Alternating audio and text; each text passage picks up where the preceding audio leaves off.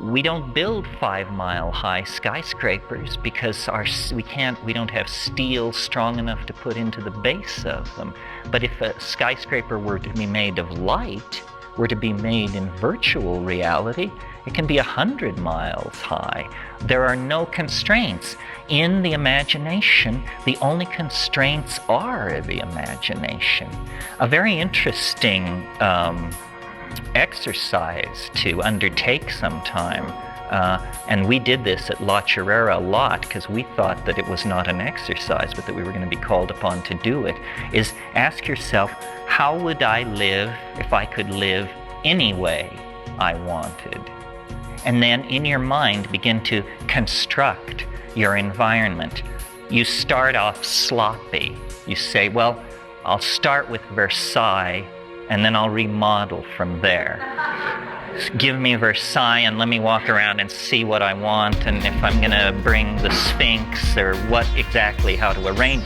But very quickly, that becomes very boring.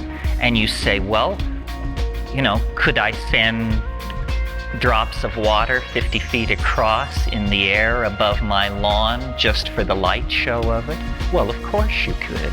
Or anything else. And once you begin imagining away from the constraints of money and matter and time, you just say, my God, the human imagination unleashed is an engine for the creation of architectonic beauty on scales we can barely conceive of. This will all happen in our lifetime. We aren't going to build ring worlds and visit other star systems, except in virtual reality, but it will be as real as it can be. And the Japanese, God love them, have already pushed the technology to the place where they've been able to eliminate the suit. They install lasers in the walls that track your body movement without you even knowing it. They've gotten rid of the suit. Now all you need is the glasses. And within 10 or 15 years, people will be doing this, living in the imagination.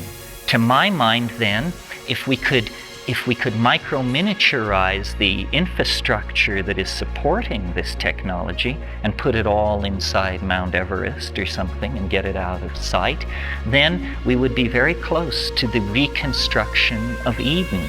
I mean, my idea of where this is all supposed to come and what the final scene before the big fade out is a world in dynamic ecological balance. Its oceans pure, its atmosphere pure, and in that world, human beings living a tribal lifestyle, naked, healthy, in balance.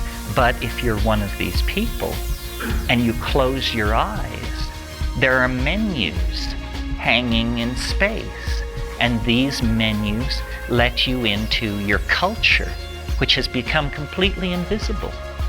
You can't see it unless you have the entry codes. And so then you have an apartment on the 985th floor of the Ansoniaton Hotel in hyperspace or whatever it is. But whenever you want, you can simply open your eyes and you're sitting on this flawless beach with this flawless ocean. In other words, we have to interiorize our culture